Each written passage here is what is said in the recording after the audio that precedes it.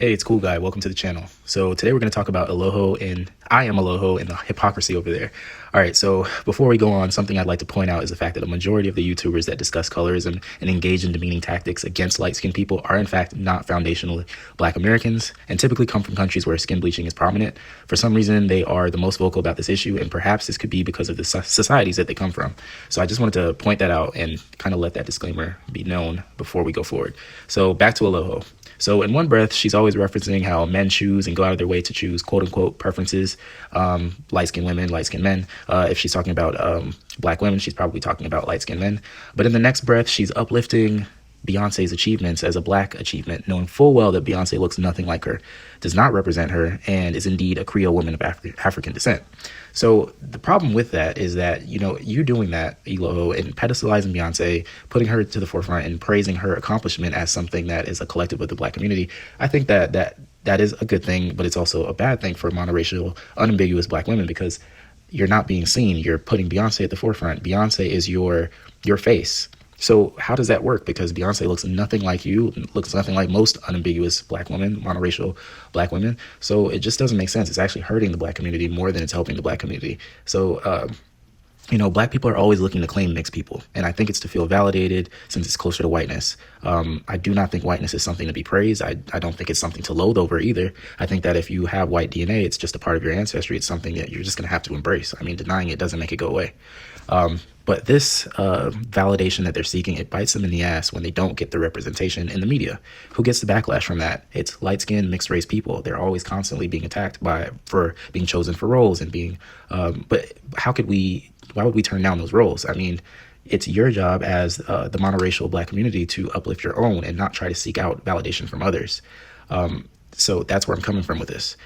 So Black monoracial women, in my opinion, are the main perpetuators of colorism. And herein lies the issue, because she, like I said, Aloho puts Beyonce's phenotype and accomplishments at the forefront when Beyonce does not represent her.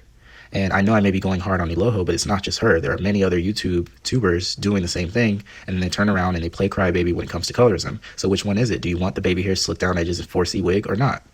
They wear other hair textures in their head that don't fit their phenotype and then get angry at mixed race women that wear the same thing, but it looks more natural. Whose fault is that? It's not mixed people's fault. So monoracial Black men also spend hours brushing their hair and keeping it short to avoid texturism, but then make fun of mixed men for having a looser curl pattern, something we did not ask for. So which one is it? Do you want wavy hair or not?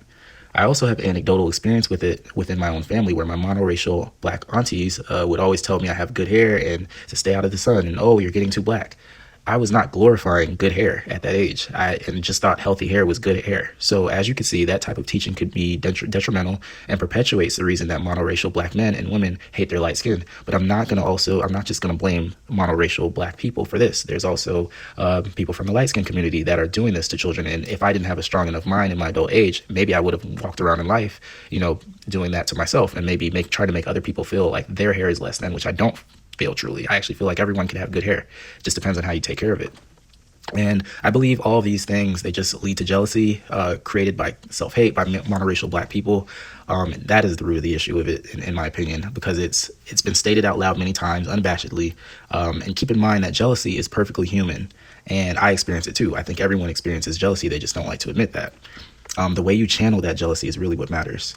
So my final thoughts here is that there's nothing wrong with distinguishing a biracial, multigenerationally mixed, or monoracial Black person, because each person is perceived differently in the world that we live in. I don't make the rules, I just play by them. The erasure of monoracial Black people starts with them, and progress is hindered by their need to secretly worship light-skinned, ambiguous men and women. So if monoracial Black women don't embrace themselves and stop trying to create baby hairs out of thin air, they will never see themselves as beautiful, and that typically turns into rage and bullying upon light-skinned people. At the end of the day, I'd be very happy to see monoracial Black people embracing themselves just the way they are, removing Brazilian weaves and seeking the need to have waves that don't exist. That would be a great starting point.